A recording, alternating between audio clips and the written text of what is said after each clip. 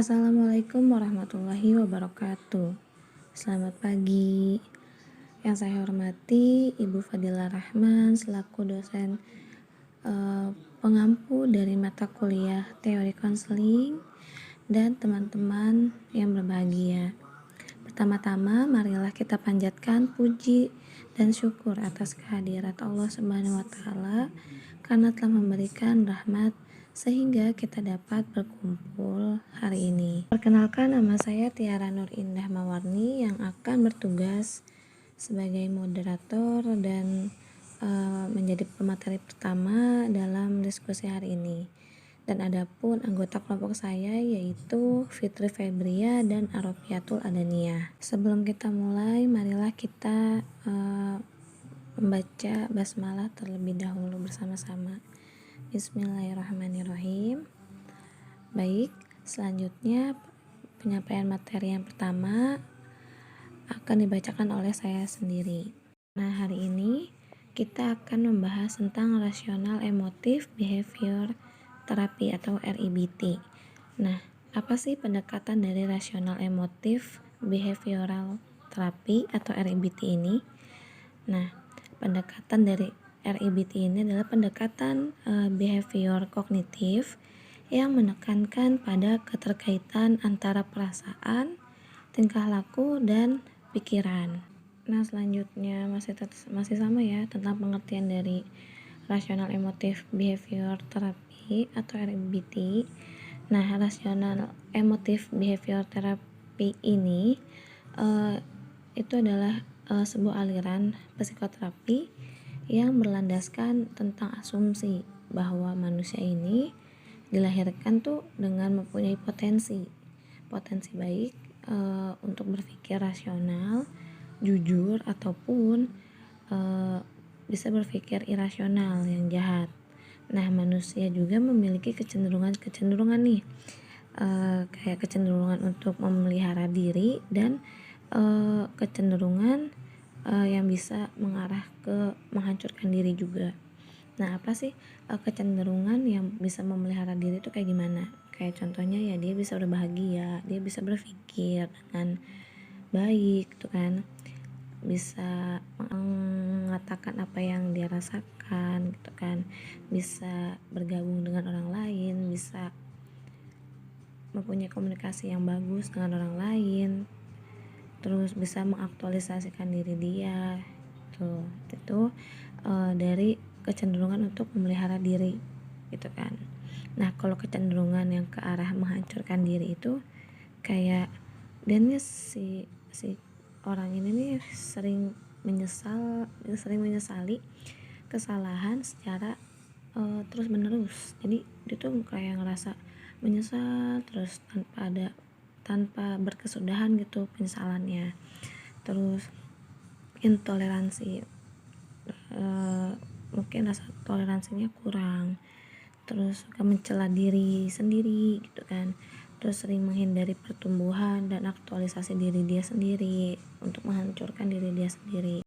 Nah, pendekatan REBT ini juga dimiliki seseorang bukan karena faktor lingkungan atau perasaan diri dia sendiri gitu kan, tapi lebih ke sistem keyakinan, terus gimana cara dia menilai sesuatu dan bagaimana dia tuh menginterpretasikan apa yang terjadi pada diri dia gitu.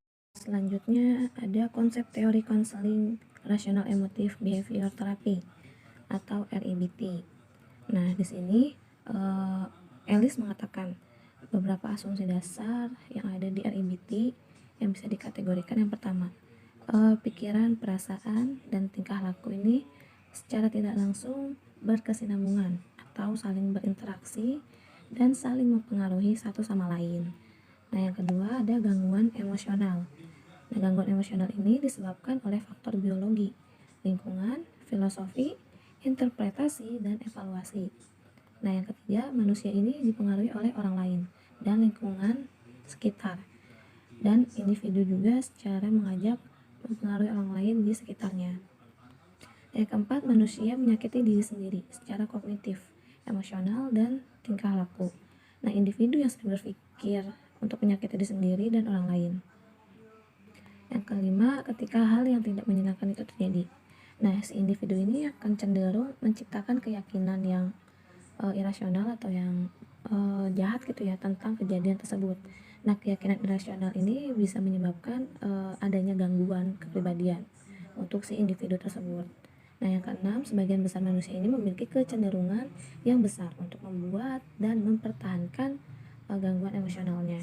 Nah, yang ketujuh, yang terakhir, yaitu ketika individu ini bertingkah laku untuk menyakitkan diri sendiri atau self-defeating behavior. Oke, baik, selanjutnya akan dilanjutkan oleh Fitri Febria. Waktu dan tempat saya persilahkan. Nah, ada juga nih menurut Nelson dan Jonas, pendekatan REBT ini memiliki 3 hipotesis fundamental yang menjadi landasan berpikir dan teori. Yang pertama, pikiran dan emosi ini sering berkaitan. Yang kedua, pikiran dan emosi ini biasanya saling mempengaruhi satu sama lain. Dan keduanya ini bekerja seperti lingkaran yang memiliki hubungan sebab dan akibat. Dan pada poin tertentu, pikiran emosi menjadi hal yang sama. Yang terakhir, pikiran dan emosi ini berperan dalam self-talk atau perbincangan dalam diri individu yang kerap kali diucapkan oleh individu sehingga menjadi pikiran dan emosi. Nah, sehingga pernyataan internal individu ini sangat berarti dalam menghasilkan untuk memodifikasi emosi individu. Hai, Assalamualaikum warahmatullahi wabarakatuh. Selanjutnya akan saya paparkan. Di slide ke-6 ini kita akan membahas tentang teori konsep dari REBT ini. Nah, tentu tadi juga sudah dibahas oleh Tiara. Ahli yang dalam REBT ini sangat terkenal itu adalah Albert Ellis. Beliau ini mengungkapkan ada 6 prinsip teori REBT ini. Yang pertama, pikiran adalah penentu proksimal paling penting terhadap emosi individu. Di sini yang maksudnya proksimal itu adalah sesuatu yang sangat berpengaruh. Jadi itu ibarat kayak titik pusatnya nih. Gitu. Itu pikiran yang sangat penting terhadap individu tersebut.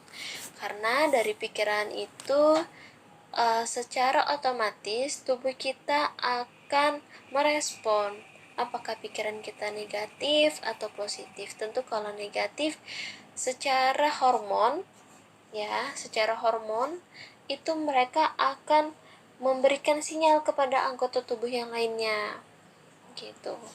Nah, makanya kalau dalam istilah kedokteran itu penyakit asam lambung atau sakit perut itu sangat dipengaruhi oleh pikiran gitu. Mungkin teman-teman udah pernah dengar lah ya, atau belum, nanti kita bisa sama-sama cari artikelnya. Itu udah banyak dokter yang mengatakan seperti itu. Tentu juga dari pikiran yang positif. Ya positif ya pasti dari dalam, dari luar itu terlihat senang. Kita menampilkan hal-halnya oke, fine, hari ini kita akan baik-baik saja. Kemudian yang kedua ada disfungsi berpikir, yaitu berpikir yang salah atau berpikir yang tidak sebagaimana mestinya adalah penentu utama stres emosi. Yang ketiga, cara terbaik untuk menghilangkan stres di sini ya adalah dengan mengubah cara berpikir. Ya, kita emosi nih sama orang atau mungkin secara kesehariannya mungkin kita kayaknya uang yang kita punya ini kurang gitu kan. Itu bisa kita ubah pola pikir kita. Oh ya, alhamdulillah saya hari ini dapat sekian. Mudah-mudahan dengan uang sekian ini saya bisa menggunakan sebagaimana mestinya. Yang penting halal. Itu mau cara berpikir ya. Atau kalau kita kuliah itu namanya ya udah kayaknya saya nggak paham nih sama materi gitu kan, kayaknya apa saya bodoh gitu kan. Nah itu berpikir yang salah kan. Nah kita ubah tuh cara berpikir kita. Oke, ini dosen hari ini kayaknya masih kurang saya pahami, nanti saya bisa tanya lagi deh, nanti saya bisa cari sendiri lagi deh materi-materinya gitu kan. Keempat, percaya atas berbagai faktor, yaitu genetik dan lingkungan yang menjadi penyebab pikiran yang irasional. Irasional ini artinya pikiran yang tidak rasional ya, yang tidak realistis, yang tidak sesuai dengan ideologi bisa, dengan logika bisa gitu. Lingkungan sangat berpengaruh. Kalau misalkan kita mengikuti ajaran amit-amit ya, setanik, nah itu kan pikiran-pikiran yang irasional, ya kan. Kemudian yang kelima, menekankan pada masa sekarang, present, daripada pengaruh masa lalu. Nah, kita ini menekankan dalam diri kita sendiri bahwa kita ini hidup di masa sekarang loh, dan hidup kita ini untuk maju ke depan, bukan untuk ke belakang. Meskipun memang dulu kita memiliki trauma yang mungkin tidak semua orang pahami trauma kita itu apa, tapi kita harus menanamkan dalam diri kita sendiri ini masa lalu itu jadi pembelajaran, jadi pengalaman yang tidak akan terulang lagi kalau itu buruk, ya kan. Kemudian yang keenam, perubahan tidak terjadi dengan mudah.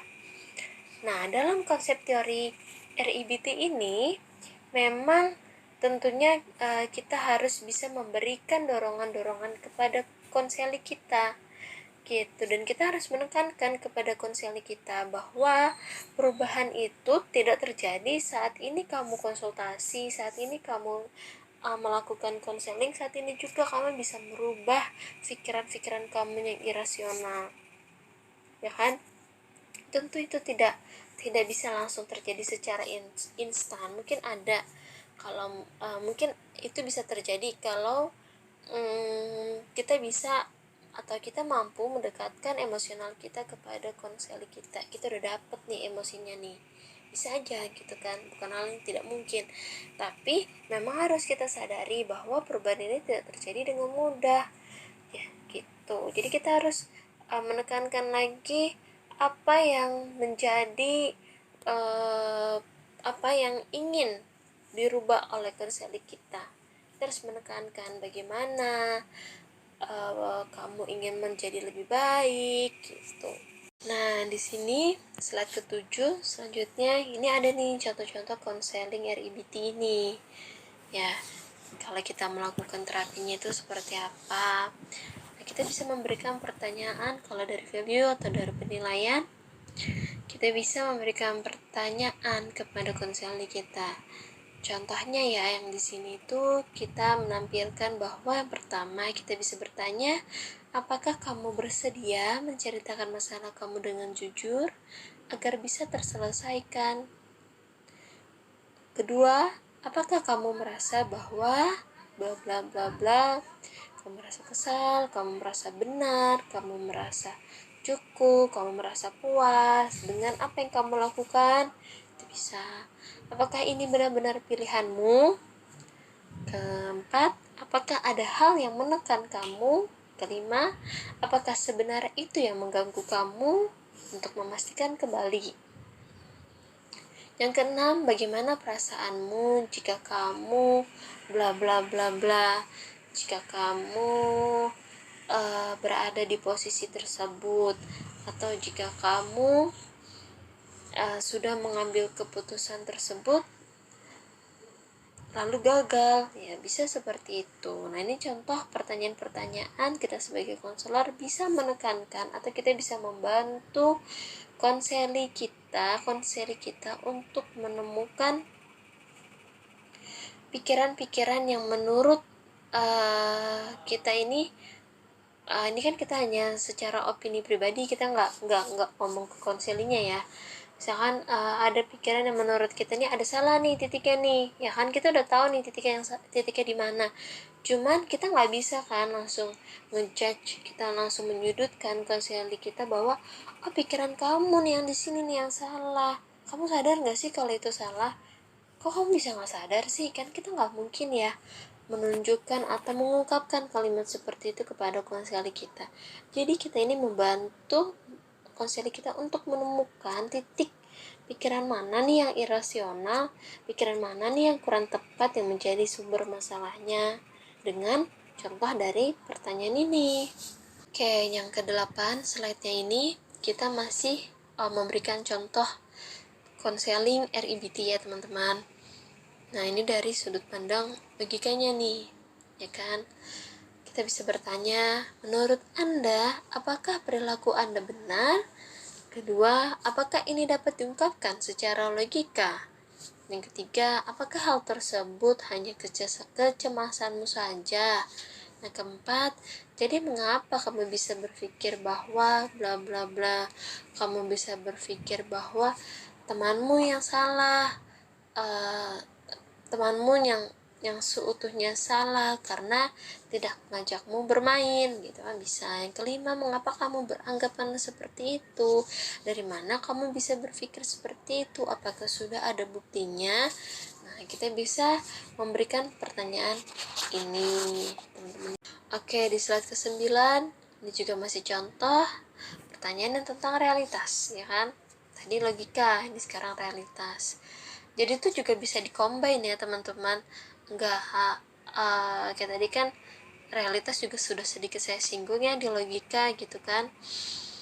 Nah, ini apakah pertama, apa buktinya bahwa bla bla bla bla, apakah dengan bersikap diam dapat menyelesaikan masalah kamu? Apa yang akan terjadi jika hal ini berlanjut terus? Bagaimana sehingga hal itu mengganggu kamu? Tolong jelaskan kepada saya mengapa kamu berubah. Oke teman-teman, selanjutnya ada salah 10 ini sama masih contoh-contoh teori konseling ya. Ini dari pertanyaan tentang dari sisi pragmatisnya, kan? Pertama, sepanjang Anda berperilaku seperti itu, bagaimana perasaan Anda? Dari mana Anda berpikir seperti itu?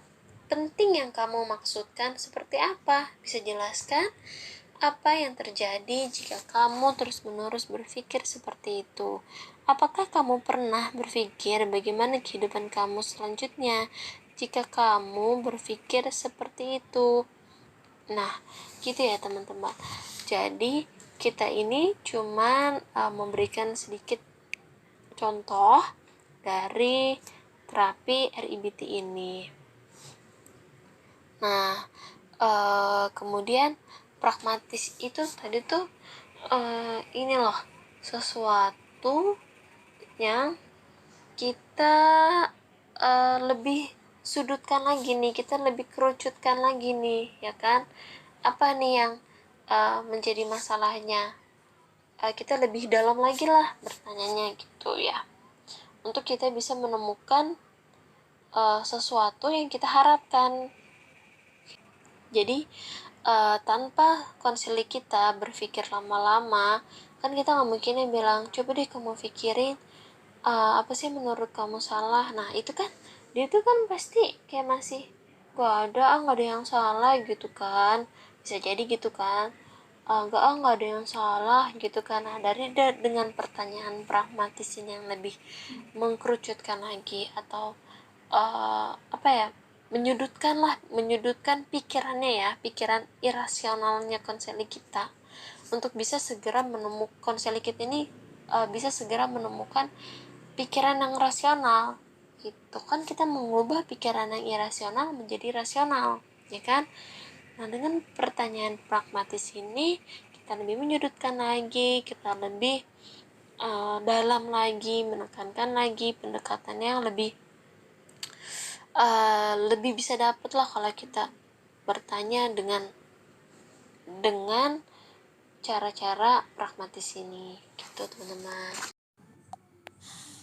Nah, jadi selanjutnya itu ada penerapan teori konseling reality dan teori konseling rasional emotif terapi. Jadi di sini konseling RIBT ini itu dilakukan dengan prosedur yang bervariasi.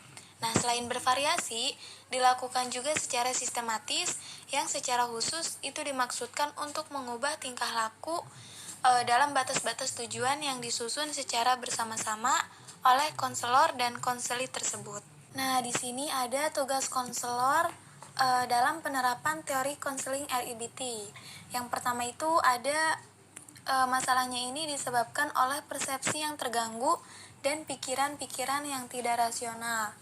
Terus yang kedua juga ada berusaha untuk mengatasi masalah itu harus kembali kepada sebab-sebab permulaannya, yaitu menghilangkan pikiran-pikiran yang tidak rasional. Di sini juga ada operasionalisasi tugas konselor dalam penerapan teori konseling RIBT.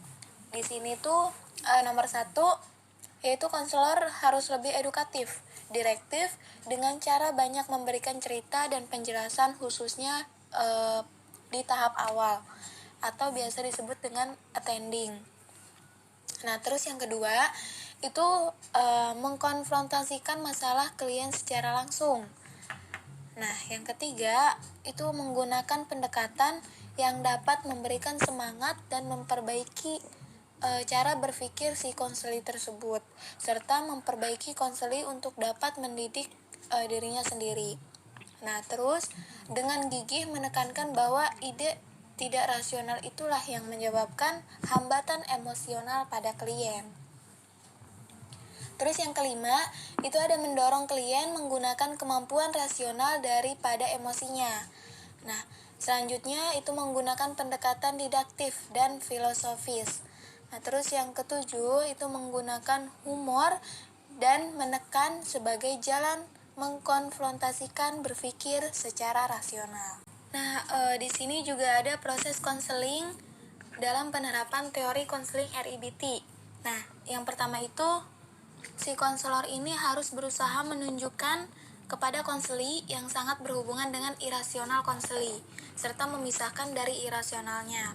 Nah, terus yang kedua, itu ketika konseli menyadari gangguan yang bersumber dari pemikiran irasionalnya, nah si konselor ini menunjukkanlah pemikiran konseli yang tidak irasional.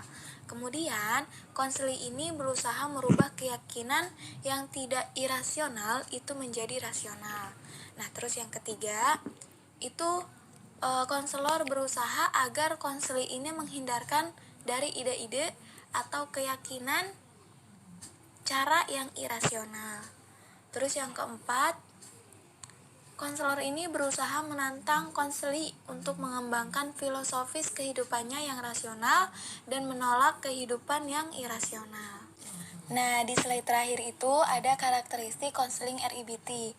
Jadi karakteristik konseling RIBT ini ada 4. Yang pertama ada aktif, yang kedua ada kognitif, terus yang ketiga itu ada emotif, nah yang terakhir itu ada behavioristik.